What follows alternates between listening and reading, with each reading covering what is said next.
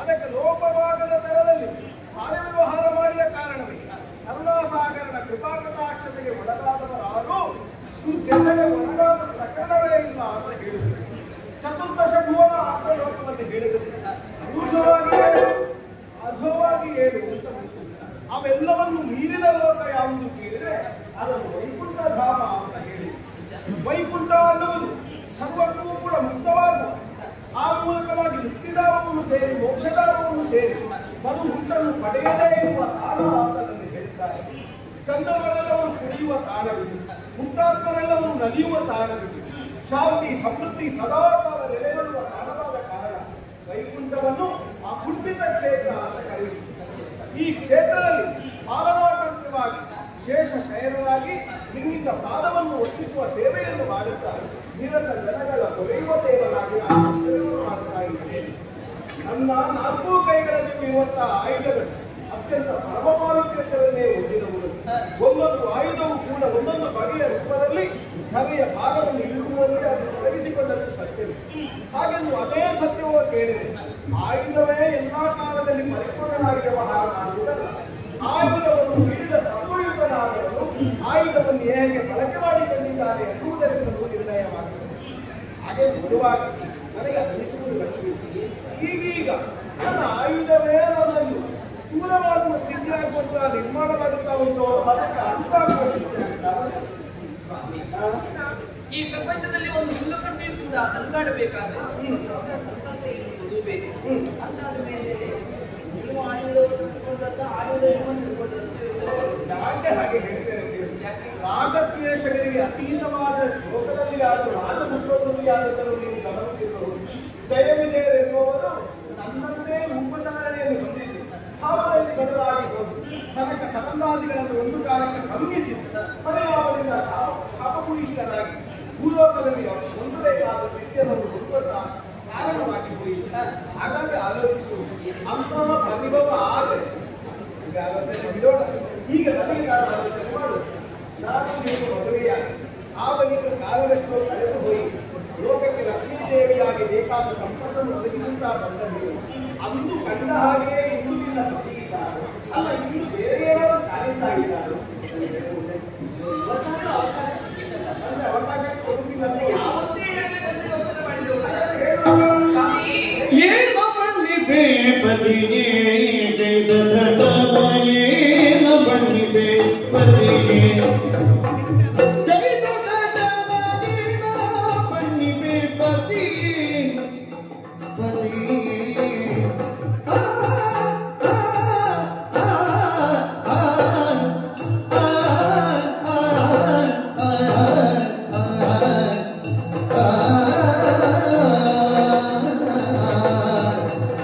But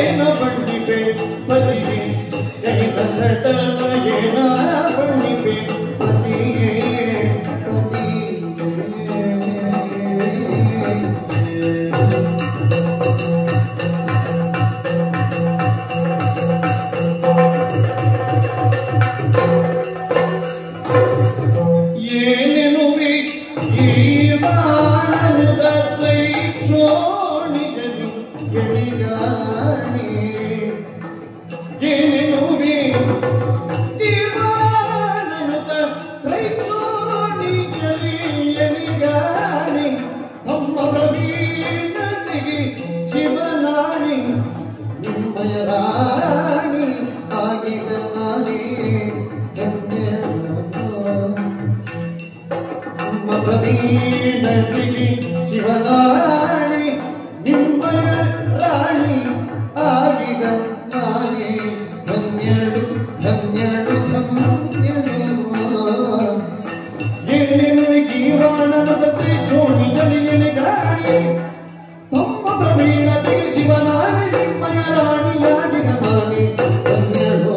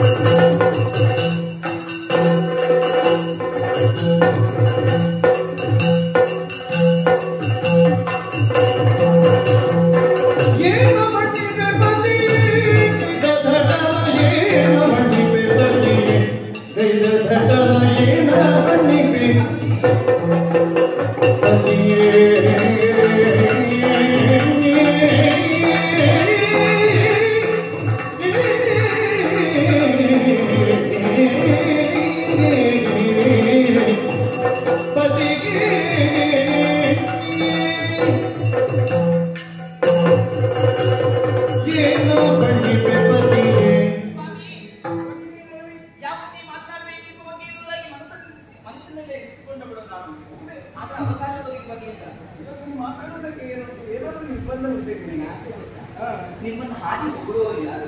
ವಿದ್ರಾವಿ ಸಮರಸರು. ಹೌದಾ? ಸದಾ ನಿಮ್ಮನ್ನು ಧ್ಯಾನಿಸುವವರು, ನಿಮ್ಮ ಬಗ್ಗೆ ಹಾಡಿ ಹೊಗಳುವವರು, ನಿಮ್ಮ ಸಾಹಸಗಾಥೆಯನ್ನು ಹೊಗಳುವವರು. ಆಗ ಅವರು ಹೊಗಳುವಾಗ ನಾನು ಹೊಗಳಿದ್ದೇನೆ ಮತ್ತೆ ಸರಿಯಲ್ಲ ಅಂತ ಸುಮ್ಮನೆ ಮತ್ತೆ ಅವರು ನಿತ್ಯ ಸ್ತುತಿ ಪಾಠ ಅಂದ್ರೆ ನೀನು ಹಾಗಲ್ಲ, ನೀವು ವಿಶೇಷವನ್ನು ಕಂಡ್ರೆ ಮಾತ್ರ ಹೇಳಬೇಕಾಗ ನಿಮ್ಮ ಸಾಹಸಗಾಥೆಯನ್ನು ಹೇಗೆ ಹೇಳುವುದಕ್ಕೆ ಸಾಧ್ಯ ಇದೆ? ಎರಡು ಭಾವ ಉಂಟು. ಹೇಗೆ ಹೇಳಬೇಕು ಅಂತ ಹೇಳಿ ಏನು ಇಲ್ಲದಿದ್ರೆ ಒಂದು ಭಾವ, ಮತ್ತೆ ಎಲ್ಲವೂ ಇರುವುದೇ ಹೇಗಪ್ಪ ಹೇಳುವುದು. ಹಾಗಾದ್ರೆ ಇದ್ದದ್ದು ಬಹಳಷ್ಟಿರುವ ಕಾರಣಕ್ಕಾಗಿ ನನ್ನಿಂದ ಅದು ಸಾಧ್ಯವೇ ಎನ್ನುವುದಾಗಿ. ಆದರೆ ಯಾಕೆ ಸಾಧ್ಯ ಇಲ್ಲ? ಸುರ ಅಸುರರು ಸೇರಿ ಸಮುದ್ರವನ್ನು ತಪ್ಪಿಸುವಂತಹ ಕಾಲದಲ್ಲಿ ಸಮುದ್ರದಲ್ಲಿ ಜನಿಸಿದವಳು ನಾನು. ನನ್ನ ಕೈಯಲ್ಲಿ ಸುಮಮಾಲಿಕೆಯನ್ನು ಕೊಟ್ಟಾಗ ಅಲ್ಲಿ ನೆರೆದಿರುವಂತ ಯಾರ ಬರಲಿಗೂ ನಾನು ಮಾಲೆಯನ್ನು ಹಾಕಿ ಅವರನ್ನು ಒಲಿಸುವುದಿಲ್ಲ. ಒಬ್ಬೊಬ್ಬರಲ್ಲಿ ಒಂದು ಭಾವವನ್ನು ಕಂಡೆ ನಾನು. ಒಂದು ಮೂಲೆಯಲ್ಲಿ ಕುಳಿತಂತ ನಿಮ್ಮನ್ನು ಕಂಡಾಗ ನಾನು ಅರ್ಥವಿಸಿಕೊಂಡದ್ದು ಇಷ್ಟೇ, ಯಾರು ಮೌನವಾಗಿ ನಿಂತುಕೊಂಡಿರ್ತಾರೆ ಅವರು ತುಂಬಾ ತಿಳಿದವರು. ಹತ್ತು ಮಾತಿನಿಂದ ಒಂದು ಮೌನದಲ್ಲಿ ಬಹಳಷ್ಟು ಉತ್ತರ ಇರುತ್ತದೆ ಎನ್ನುವುದು ನಾನು ನಿಮ್ಮ ಕೊರಳಿಗೆ ಸುಮಮಾಲಿಕೆಯನ್ನು ಹಾಕಿದಾಗ ಏನಾದ್ರೂ ಕೇಳಿದಾಗ ನಿಮ್ಮ ಪಕ್ಷದಲ್ಲಿ ಬಯಸುವುದು ಅದನ್ನೇ. ಮನೆ ಎಷ್ಟು ಬೇಕಾದ್ರೂ ಇರಲಿ, ಅದು ಗಂಡನ ಮನೆ ಹೃದಯದಲ್ಲಿ ಮನೆ ಎನ್ನುವುದು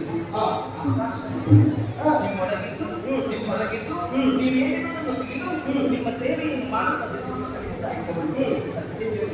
ಆ ಶಿವನ ಹಾಡಿಯಾಗಿ ಹೇಳ್ತಾ ಇದ್ದೇನೆ, ನಿಮ್ಮ ಹೆಂಡತಿ ಅಂತ ನಾನೇ ಹೇಳು ಸ್ವಾಮಿ ಅಂತ ಹೇಳಿ. ಲಕ್ಷ್ಮೀ ಕನ್ನಡಿಯ ಭಾವದಿಂದ ಕೆಲವಾರು ಮಾತುಗಳನ್ನು ಆಡುತ್ತಾ ಇರುತ್ತಾರೆ. ಲಕ್ಷ್ಮಿಯನ್ನು ಸಂಪತ್ತನ್ನು ಯಾವಾಗಲೂ ಚಾಂಚಲ್ಯವನ್ನು ಹೊಂದಿರುವಾಗ ಒಬ್ಬಾತನಲ್ಲಿ ಒಂದು ಕ್ಷಣಕ್ಕಿರುವ ಸಂಪತ್ತು ಮನುಷ್ಯನ ನೆರವನ್ನು ಬಿಟ್ಟು ಎಲ್ಲರೂ ಸಾಗುವುದು. ಹಾಗೆಂದು ಹರಿಯಿರುವ ತಾಳದಲ್ಲಿ ಲಕ್ಷ್ಮಿ ಚಾಂಚಲ್ಯವನ್ನು ಹೊಂದಬೇಕು. ಲಕ್ಷ್ಮಿ ಹೇಳಿದ್ದೇ ಸ್ಥಿರವಾದ ಜಾಗವನ್ನು ಎನಗೆ ಕೊಡಬೇಕು. ಹಾಗಾದ್ರೆ ಸ್ಥಿರವಾದ ಜಾಗ ಯಾವುದು ಕೇಳಿದ್ರೆ ಮಕ್ಷ. ಭಕ್ತವತ್ಸವನಾದ ನನ್ನ ಪಕ್ಷದಲ್ಲಿ ನಿನಗೆ ಜಾಗವನ್ನು ಕೊಡುವ ಅದನ್ನು ಯಾವಾಗ ಶ್ರೀಮಂತ ಇರಬೇಕಾದದ್ದು ಭೌತಿಕವಾಗಿ ಅಲ್ಲ, ಅದು ಹೃದಯಸ್ಥವಾದ ಭಾವದಲ್ಲಿ ಇರುವುದು. ಯಾವಾಗ ಅಲ್ಲಿ ಹೃದಯ ಶ್ರೀಮಂತಿಗೆ ಇದ್ದರೋ ಅವನ ಮೌಲ್ಯ ಪ್ರತಿ ದಿವಸ ವೃದ್ಧಿಯಾಗುತ್ತಾ ಇರುತ್ತದೆ.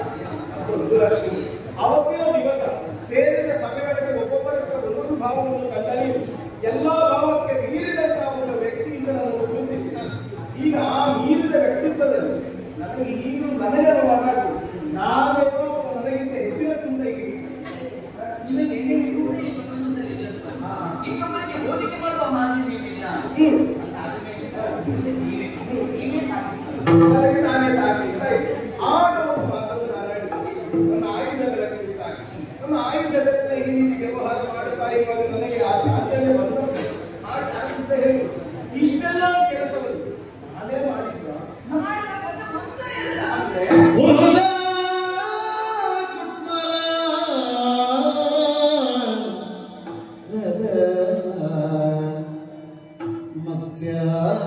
Ah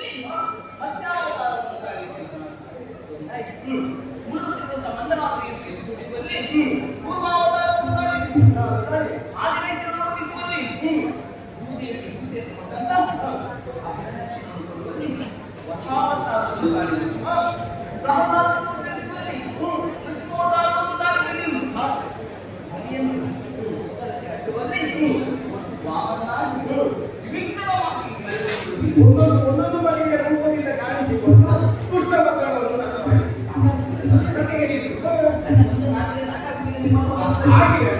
ಕೆಲಸ ಸಾಕಾಗಿದೆ.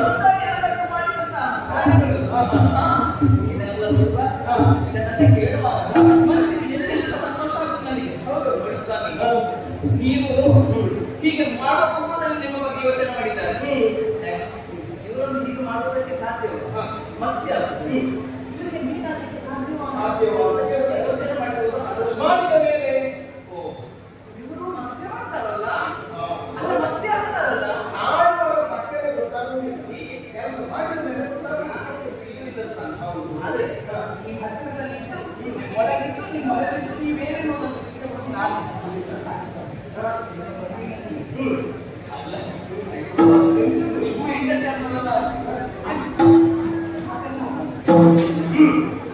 ಏನೋ ಭಾವವಿಲ್ಲ. ಈ ಹೆಂಡತಿ ಹೋಗಲು ಅದು ವಿಶೇಷ ಮಾಡುತ್ತಲ್ಲ. ಆದ್ರೂ ನೀವು ಇನ್ನೊಬ್ರು ಹೇಳಿದ ವಿಶೇಷಗಳನ್ನು ಕಾಣುವುದು ಕೇವಲ ನೀವು ಮಾತ್ರ ಹೇಳುವುದು ಅಥವಾ ಇದರ ಪರಿಣಾಮ ಏನೇನು ಆಗ್ತದೆ ನಾವು ಊಹಿಸಬೇಕೋ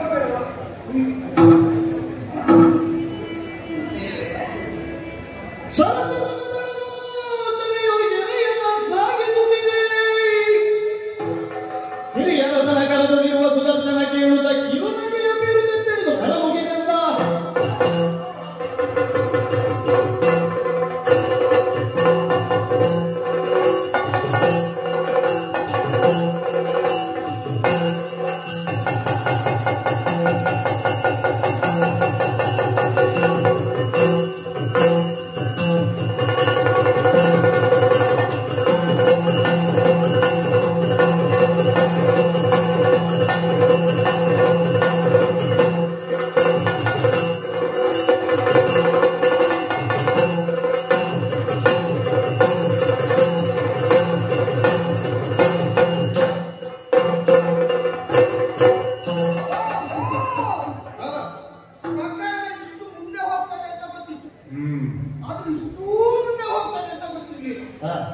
ತುಂಬಾ ಮಾತಾಡಿ ಏನ್ ಮಾಡೋಣ ಕೇಳಿ ಸಹಿಸುವುದಕ್ಕಾಗಿಲ್ಲ.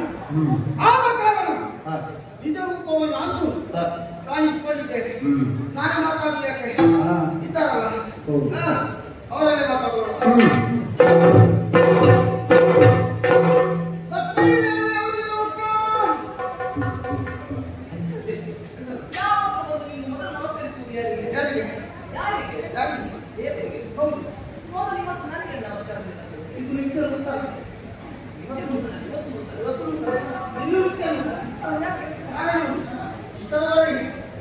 ಯಾರೇ ಒಬ್ಬ ವ್ಯಕ್ತಿ ಒಂದು ಅಪರಾಧ ಮಾಡುವುದು ತಿಳಿದೂ ತಿಳಿದ ಅಪರಾಧ ಮಾಡ್ತಾನೆ ಅದಕ್ಕೆ ಕ್ಷಮೆ ಉಂಟಾ? ನಾನು ತಪ್ಪು ಮಾಡ್ತಾ ಇದ್ದೆ, ಈಗ ತಪ್ಪನ್ನು ಸರಿಪಡಿಸಿಕೊಳ್ಳುವ ಯೋಚನೆ ಅಲ್ವಾ? ಅಲ್ವಾ? ಒಳ್ಳೆಯ ಸುಧಾರಣೆ. ಈಗ ಅದಕ್ಕೆ ಒಂದು ಉದ್ದೇಶ ಅಂದ್ರೆ ಈಗ ಜಗತ್ತಿನಲ್ಲಿ ಇವನನ್ನೆಲ್ಲರೂ ಹೇಗೆ ಕೊಂಡಾಡ್ತಾರೆ? ಲಕ್ಷ್ಮೀನಾರಾಯಣ, ಯಾರಾದ್ರೂ ನಾರಾಯಣ ಲಕ್ಷ್ಮೀ ಅಂತ ಕರೀತಾರೆ. ಲಕ್ಷ್ಮೀನಾರಾಯಣ ಮೊದಲಿಗೆ ಯಾರ ಹೆಸರು ಅಲ್ವಾ? ಹಾಗೆ ಮೊದಲಿಗೆ ಯಾರ ಹೆಸರು ಉಂಟು ಅವರಿಗೆ ಮೊದಲು ನಮಸ್ಕಾರ. ಹಾಗೆಲ್ಲ ಹೀಗೆ ಸತ್ತು ಮಾಡುವುದು ಹೌದು, ಆದ್ರೆ ಹಿಂದೆ ಇದ್ದದ್ದೆಲ್ಲ ತರುವುದಷ್ಟೇ. ಶ್ರೀಮತಿ ಶ್ರೀ ಹಾಗೆ ನಾರಾಯಣ ಹೆಸರಿಲ್ಲ ಅಂತ ಹೆಸರು ಬಂದಿದ್ದಿಲ್ಲ.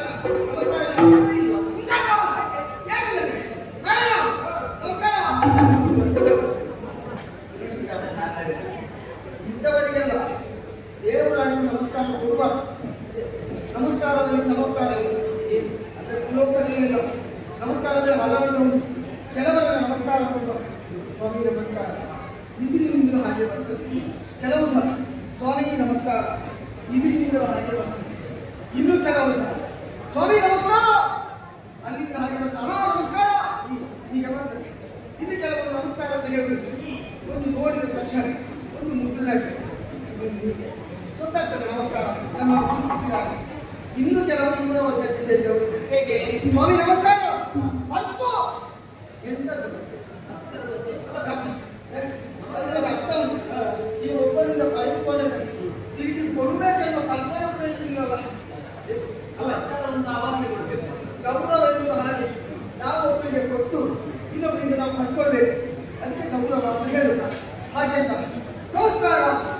ಈಗ ಮೊದಲಿಗೆ ಅಮ್ಮನಿಗೆ ನಮಸ್ಕಾರ ಮಾಡಿದರೆ ಒಂದು ಚಮತ್ಕಾರ. ಹೌದಾ? ಅದೇನು ಚಮತ್ಕಾರ? ಈ ಕೆಲಸ ಏನಾಗ್ತದೆ ನಿಮಗೆ ಯಾರಿಂದ ಏನಾದರೂ ಒಂದು ಕೆಲಸ ಆಗಬೇಕು ಅಂತ ಇದ್ದರೆ ಆ ವ್ಯಕ್ತಿಯನ್ನು ಕಾಣುವುದಕ್ಕೆ ಹೋಗುವಾಗ ಅವ ಏನೋ ಅವಸರದಲ್ಲಿ ಇರ್ತಾನೆ. ಆವಾಗ ನಾನು ಬಂದಿದ್ದೇನೆ ಮಾತ್ರ ನನ್ನ ಉದ್ದೇಶ ಅವನಿಗೆ ತಿಳಿಸಬೇಕಲ್ವ. ಅವಾಗ ಏನ್ ಮಾಡುದು ಅವ ಆ ಕಡೆ ಈ ಕಡೆ ಹೋಗುವಾಗ ಅವನ ಹಿಂದೆ ಹೋಗಿ ಅವನ ಕಾಲಿಗೆ ತಾಗ್ತಾ ಇದ್ದ ಕೆಲಸ ಆಗಬೇಕನ್ನೋ ಕಾರಣ ಆಗ ಅವ ಹೇಳ್ತಾನೆ ಏ ಪುಣ್ಯಾತ್ಮ ನಿನ್ಗೆ ಏನಾಗುತ್ತೆ ಹೇಳ್ತಾನೆ. ಈಗ ನಿನಗೆ ಅನ್ನಪೂರ್ಣವಾಗಿ ನಮಸ್ಕಾರ ಹೋಗ್ತದೆ. ನಿನ್ ಕೆಲಸ ಆಗಬೇಕು. ಯಾರು ನನಗೆ ವಿಶೇಷ ಇವರಿಗೆ ಹಾಗೆ ಬಾರಿ ಬಾರಿಗೆ ನೀವು ನಮಸ್ಕಾರ ಮಾಡುತ್ತಿದ್ದಾರೆ. ಎಷ್ಟೋ ಪಡಿಗೆ ಕೊಟ್ಟು ಇದರಲ್ಲಿ ಅದನ್ನು ಅರ್ಥ ಮಾಡಿಕೊಂಡು ಅಲ್ಲ ಎಂತ ಪಡೆಯುವುದು ನೀವು ಕೊಟ್ಟದ್ದು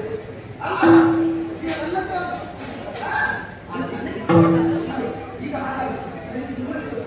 ಮಾತಾಡಲಿಲ್ಲ. ಯಾಕೆ ಇಷ್ಟು ಹೊತ್ತು ನೀವು ಮಾತಾಡಿದಷ್ಟು ಕೇಳಿ ಕೇಳಿ ಕೇಳಿ ಕೇಳಿ ಈಗ ಮುಗಿಸ್ತೀನಿ ಮತ್ತೆ ಮುಗಿಸ್ತೀನಿ ನಿರೀಕ್ಷೆ ಇತ್ತು. ಇದು ತುಂಬ ಲಕ್ಷಣ ಕಾಣುವುದಿಲ್ಲ. ಮತ್ತೇನು ಮಾಡುದು ನಾಳೆ ಬಂದದ್ದು. ಹೌದು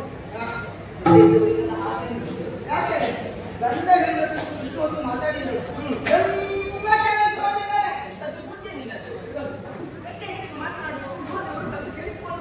ಅದು ಹಾಗಲ್ಲ. ಗಂಡ ಹೆಂಡತಿ ಮಾತಾಡುವಾಗ ಮುಂದೆ ಯಾರಾದ್ರೂ ಇಷ್ಟ ಪರಿಕಲ್ಪನೆ ಅವರಿಗಿರ್ಬೇಕು. ಹೌದಾ?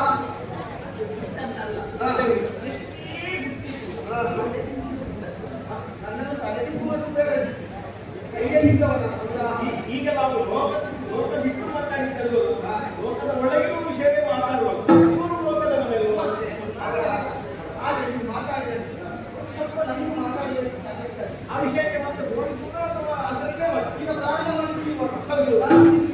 ಮುಗಿಸ್ಲಿಕ್ಕೆ ಮುಗಿಸುವುದು ನಾನೇ. ಬೇಗ ಹೇಗೆ ಆಗ್ತದೆ ಅಮ್ಮ ಈಗ ನಾವು ದೇವರು ದೇವರಾದ ಸುಮ್ಮನೆ ಇರಬೇಕು. ಹೌದಾ?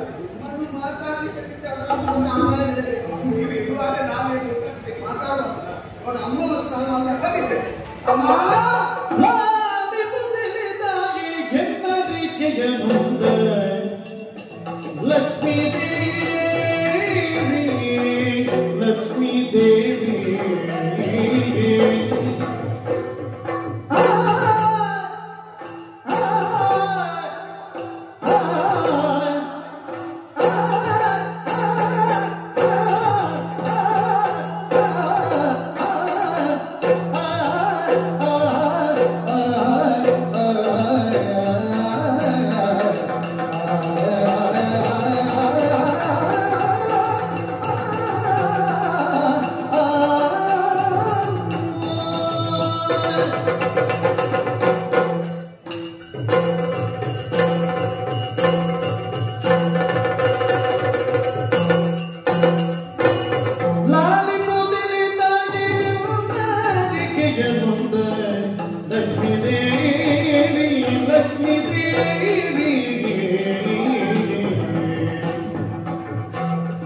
ನಿಮ್ಮ ಲೋಲನ ಹೊಗೆಳುತ್ತಲಿರುವುದು ಸಹಜವು ನಿಮ್ಮ ಲೋಲನ ಹೊಗೆಳುತ್ತಲಿರುವುದು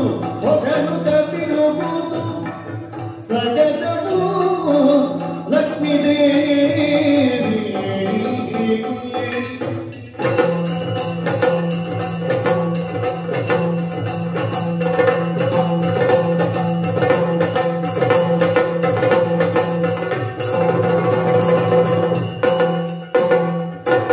Oh!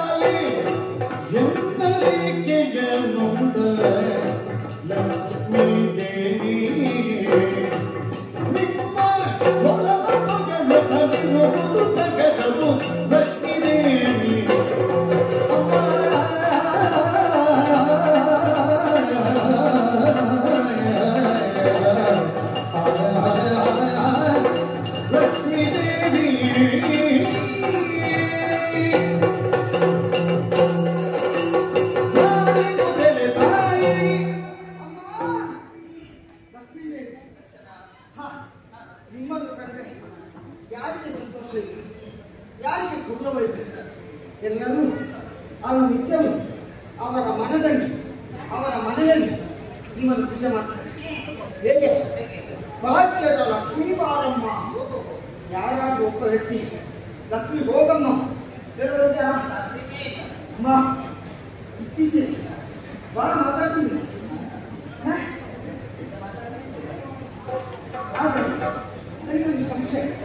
ನಾನು ಮೊದಲಿಗೆ ಭಾವಿಸಿದ್ದು ಏನು, ಓ ನಿಮ್ಮನ್ನ ಒಳ್ಳೆ ಮಾಡ್ತಾ ಇದ್ದೀನಿ, ನೀವು ಮಾತಾಡ್ತಾ ಇದ್ದೀರಿ, ಈಗ ತಪ್ಪಿಲ್ಲ ನಿಮಗಾಗಿ ಹಾಗಾದ್ರೆ ಎಂತಹ ಶಬ್ದ, ಎಂತಹ ವಾಕ್ಯ, ಎಂತಹ ವ್ಯಾಕರಣ, ಎಂತಹ ಹೊಗಳಿಕೆ, ಅದ್ಭುತ ಅಮೋಘ.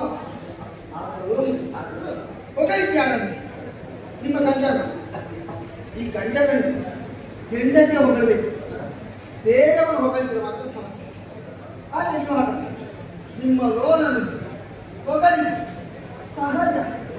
ಆದರೆ ನಾವು ಯಾರನ್ನಾದರೂ ಹೊಗಳುವಾಗ ಆ ಹೊಗಳಿಕೆಯಿಂದಾಗಿ ಇನ್ನೊಬ್ಬರ ಮನಸ್ಸಿಗೆ ನೋವು ಆಗದೆ ಇದ್ದ ಹಾಗೆ ನಾವು ಎಚ್ಚರಿಕೆ ವಹಿಸಬೇಕು ಅಲ್ವಾ? ಯಾರೋ ನೀವು ಅದರ ಸಂಭಾವನೆ ಇನ್ಯಾರೋ ಪಡ್ಕೊಂಡು ಹೋಗುವುದು, ಆ ದುಡಿದವರಿಗೆ ಎಷ್ಟು ಬೇಸರ ಆಗಿತ್ತು ಅಲ್ವಾ? ನೀವು ಹೇಳಿದ್ರಿ ಸ್ವಾಮಿ, ನೀವು ಹಾಗೆ, ನೀವು ಹೀಗೆ, ನೀವು ಕಾಗೆ, ನೀವು ಪೂಜೆ ಎಲ್ಲ ಹೇಳಿದ್ರೆ ಸರಿಯಾಗಿ ವಿಮರ್ಶೆ ಮಾಡಬೇಕಿದೆ. ಯಾಕೆ ಗೊತ್ತಾ? ಘೋರಧಾರವು ಭವನಕ್ಕೆ ಬಂದಾಗ ನಿಮ್ಮ ಗಂಡನ ಜೊತೆಗೆ ನಾನು ಸೇರಿ ಕೊಂದುವುದರಿಂದ ಸರ್ವಕ್ಕೂ ಕಾರಣವಾಯಿತು. ಈಗಿರುವಾಗ ನಿಮ್ಮ ಹೊಗಳಿಕೆ ಏನರ್ಥ? ಮುತ್ತು ಮೊದಲ ಕಿಂಚಿನ ಬಾಣಿಯ ಕೊತ್ತದಿರನ್ನೊಡನೆ ಹತ್ತು ಗಿಂತಾಗಿ ಬಂದ ಬೀರವ ನಿಮ್ಮ ಮೆಚ್ಚಿಗಾಯಿತು ಕಂಡುದು ಮುತ್ತು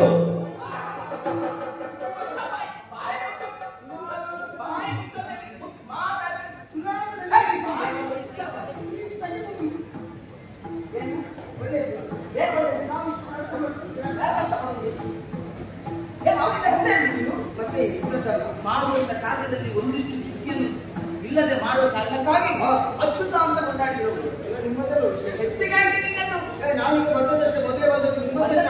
ಇದ್ದದ್ದೇ ಹೆಚ್ಚು, ಹೆಚ್ಚಿಗೆ ನಿಮಗೆ ಮತ್ತೇನ ಅವರಿಂದ ನೀನು ಹೆಚ್ಚಿಗೆ ಆಗುವಂತ ಸಾಧ್ಯವಾ? ಏನು? ಸಾಧ್ಯವಾ? ಹೇಗೆ ಹೌದು? ಬಾಯಿ ಮುಚ್ಚೋದೆ ನಿನ್ನ ಬಾಯಿ ಮುಚ್ಚೋದೆ. ಮಾತಾಡ್ತಿರೋ ಜಾಗ್ರತೆ ಚಂದನ, ಮಾತಾಡೋದು ಬೇಡ ನೀನು.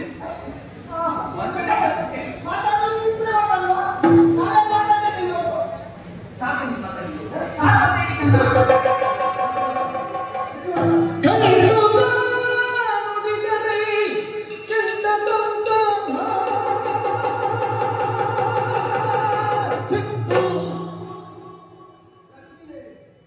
ಲಕ್ಷ್ಮೀ ದೇವಿ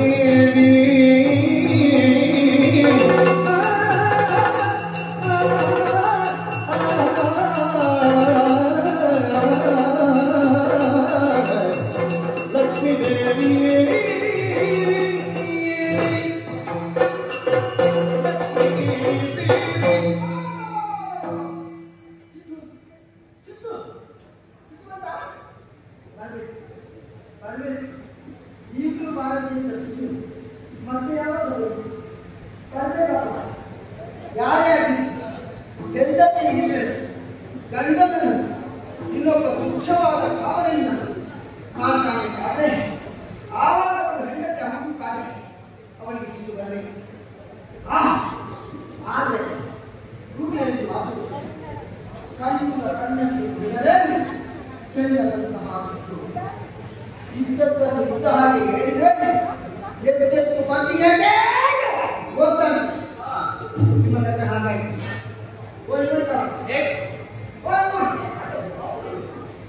ಯಾರು ಅವನು ನಿಮಗೆ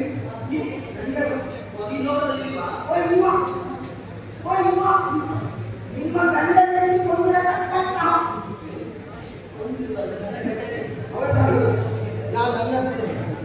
ನಿಮ್ಮ ಗಂಡ ಬರೇ ಗಂಡ ಅವ ಬರೇ ಗಂಡ ಅವ ಬರೇ ಪಿಂಡ ಅವ ಬರೇ ಸಂಡ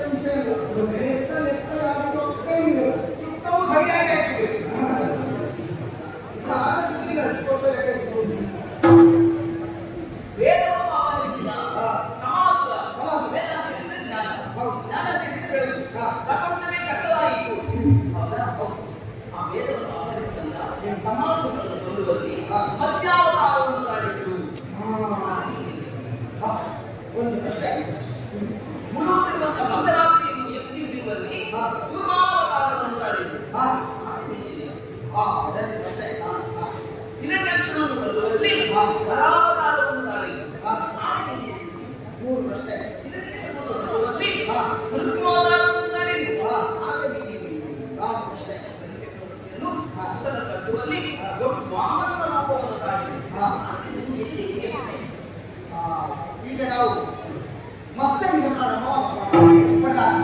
ಮತ್ಸ್ಯ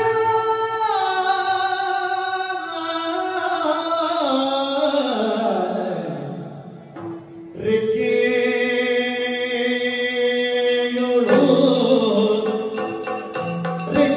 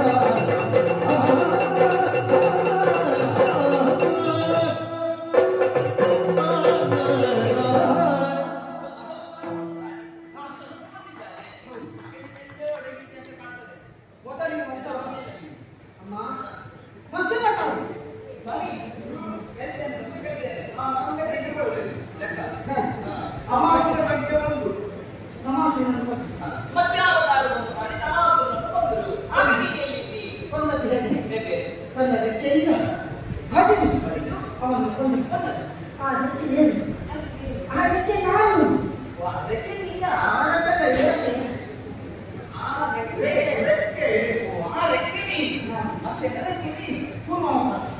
ಮಂದರಗಿರಿ ಯಾವುದಕ್ಕೆ ತಲೆಯಿಲ್ಲ ತನ್ನ ಚಿಪ್ಪಿನಿಂದ ಆ ಚಿಪ್ಪು ಏನು ಆ ಚಿಪ್ಪುನ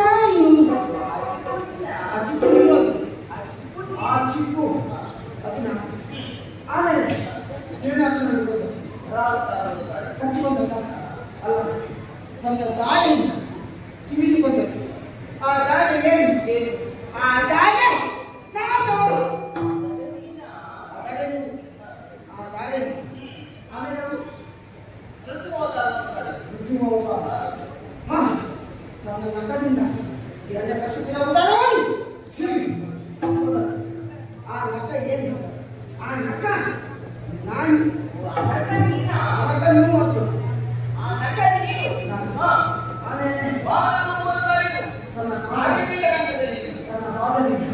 ಒತ್ತಿ ಬರೆಯ ಕಳಿಸಿ ಆ ಪಾದ ಏನು ಆ ಪಾದ ನಾನು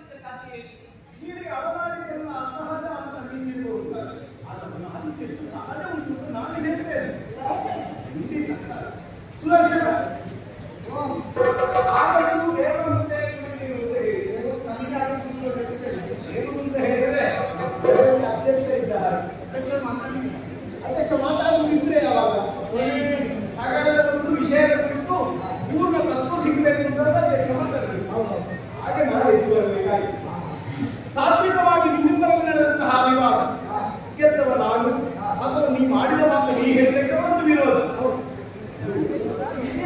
ಹೇಳ್ತಾ ಹೌದು ಅದು ಏನು ಮಾಡುವ ಅವರು ಪಕ್ಕವೇ ಕಂಡದ್ದು ಹೌದಾಗಿರ್ಬಹುದು ಅವರು ಹೇಗೆ ಮಾತಾಡಿದ್ರು ಕೆಲವರು ಹೆಂಡತಿಗೆ ಲೆಕ್ಕಕ್ಕೆ ಸಂಖ್ಯೆ ಕೊಡುವಾಗ ಕೊಟ್ಟರೆ ಹೀಗೆ ಹೇಗೆ ಮಾಡುವ ನನಗೆ ಮದುವೆ ಆಗಿದೆ ಹಾಗಾಗಿ ಅಂದ್ರೆ ಅನುಭವದ ಇಲ್ಲ ಸರಿಯಪ್ಪ ಈಗ ಈ ತಿಳುವಳಿಕೆ ನೀನಾಡಿದ ಅಷ್ಟು ವಾಕ್ಯದಲ್ಲಿ ಎಷ್ಟು ಸತ್ಯ ಇತ್ತು ಹೇಳಿದೆ ಪೂರ್ತಿ ಸತ್ಯವೇ ಇತ್ತು ಅದು ಇಲ್ಲದೆ ಇರುವುದನ್ನು ಒಪ್ಪಿಕೊಂಡ್ರೆ ಬದುಕೋಗ್ತದೆ ಇದ್ದದನ್ನು ಒಪ್ಪಿಕೊಂಡ್ರೆ ಆಲೋಚನೆ ಮಾಡಿ ನೀನು ನಾನು ಜೊತೆಯಾಗಿ ಎಷ್ಟು ವರ್ಷ ಆಯ್ತು ತುಂಬಾ ಕಾಲವೇ ಕಂಡು ಇವರು ಮೊನ್ನೆ ಬಂದವರು ನಮ್ಮ ಸುದ್ದಿ ಮಾತಾಡ್ತೀವಿ ಅವನಿಗೆ ಮೊದಲು ಬಂದಿದೆ ಮತ್ತೆ ಮೊನ್ನೆ ಬಂದು ನಮ್ಮ ಸುದ್ದಿ ಮಾತಾಡ್ತೀವಿ ನಾವು ಹೇಳಿ ಅಲ್ಲೇ ನೋಡಿ ಯಾರು ನಮಗೆ ನಮ್ಮ ಜೊತೆಯಾಗಿರುವುದು ಈಗ ನೀನು ಹಳಬರಿ ಅವಳು ಹೊಸಬರಿ ನೀನು ಏನೆಲ್ಲ ಮಾಡಿದೀಯ ಆ ಕರ್ತವ್ಯದಿಂದ ಎಷ್ಟಾಗಿದೆ ಹೇಳಿ ಸುರರು ಅಸುರರು ಇಂದ್ರರು ಹಿಂಪುರುಷ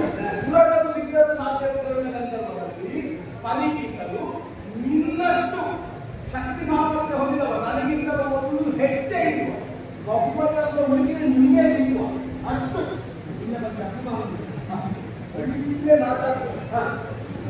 ಮಾತಾಡೋದಕ್ಕೆ ಒಳ್ಳೆ ಕಾರ್ಯವಾಗಿ ಅದು ಒಳ್ಳೆ ಎಲ್ಲಿ ಮಾತಾಡಬೇಕು ಅಂತ ನಿಮಗೆ ಅರ್ಥ ಆಗಿದೆ. ಅದಂದ್ರೆ ನೀವು ಇಲ್ಲಿಂದ ಒಂದು ವಾಕ್ಯವನ್ನು ಅವರು ದೊಡ್ಡವಾಗಿ ಹೇಳ್ತಿದ್ರು ಈಗ ವಾದಕ್ಕೆ ವಾದ ಬೆಳೆದಾಗ ಸತ್ವ ಸಿಗ್ತದೆ ಎಂದಿರು ವಾದ ಆನಂದವಾದವರೆಗೆ ಹೇಳಿದ್ರೆ ಸತ್ವಕ್ಕೆ ಬೆಲೆ ಇಲ್ಲದಿರ್ತದೆ. ನೀವು ಚಂದ ಒಂದು ಆಸೆ ಅರ್ಥನಾಗಬೇಕು ಅಂತ ಅವನು ಅದರಲ್ಲಿ ಅಮೃತ ಸಿಕ್ಕಿದ್ರೆ ನೀನು ಹೆಚ್ಚು ಹೆಚ್ಚೆ ನೀನು ಎಲ್ಲರಿಗಿಂತ ಹೆಚ್ಚೆ ಇಲ್ಲಿಗೆ ಹೆಚ್ಚು ನೀನು ನಿಮ್ಮಲ್ಲಿ ನೀನು ಇಲ್ಲಿಗೆ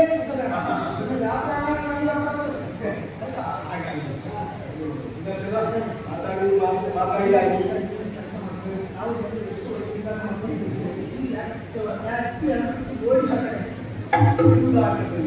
ಇವರೂ ಬೇಕು ನೀವು ಬೇಕು ಆ ಬೆನ್ನಿಗೆ ಚಂದ ಆಗ್ಬೇಕು. ಎರಡು ವಿಮೋದಗಳು ಇರುವಾಗ ಒಳ್ಳೆ ಅವಳಿಗೆ ಹೊರತು ಅವಳ ಮನೆಗೆ ಮೊದಲು ನಾನೇ ಈ ಮನೆಗೆ ಅವಳು ಬಂದ ಮೇಲೆ ಈ ಮನೆ ಅವಳ ಮನೆ ಇರ್ತಾರೆ. ಮತ್ತೊಂದು ನನ್ನ ಹಿಂದೆ ಅವಳು ಮನೆ ಮಾಡಿದ್ದು ಈ ಮನೆ ಬಿಟ್ಟಿಗೆ ನನಗೆ ಆಗುದು ಆ ಮನೆ ಬಿಟ್ಟು ನನಗೆ ಜೀವನ ಬೇರೆ ಇಲ್ಲ. ಈಗ ನಾನೇ ನಿಮಗೆ ಅರ್ಥ ಆಗಿದೆ. ಅವನಿಗೆ ಗೊತ್ತಿಲ್ಲ ಸ್ವಲ್ಪ ಸಿರಿ ಅಲ್ಲ ಗೊತ್ತಾಯ್ತಲ್ಲ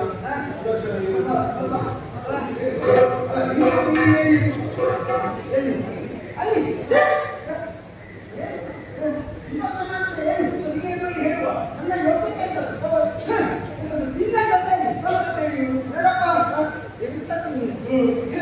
ನನ್ನನ್ನು ಪ್ರತ್ಯೇಕವಾಗಿ ಪೂಜಿಸುವ ಆರಾಧಿಸುವ ಎಷ್ಟು ಮಂದಿ ವಿರೋಧದಲ್ಲಿದ್ದಾರೆ. ಪ್ರತ್ಯೇಕ ಪೂಜೆ ಕೂಡ ಸುದರ್ಶನ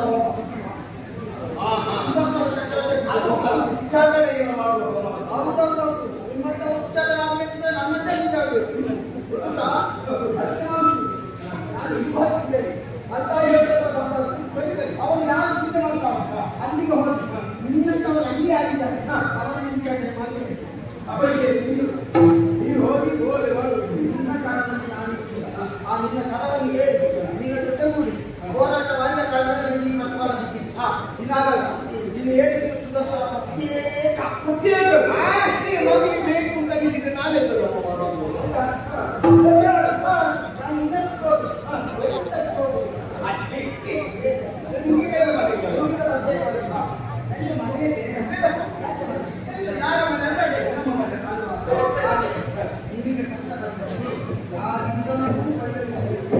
ಅಸಾಧ್ಯವಾದ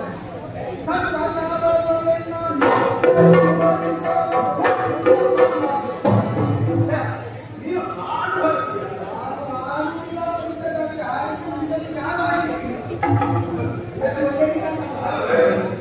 ಶಬ್ದ ಬಂದರೆ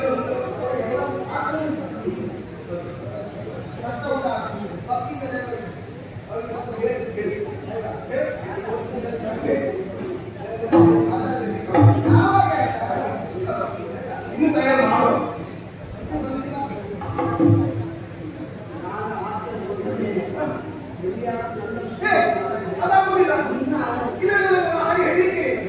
ಇನ್ನ ವಿಷಯ ಏನು ಮಾತಾಡ್ತೀನಿ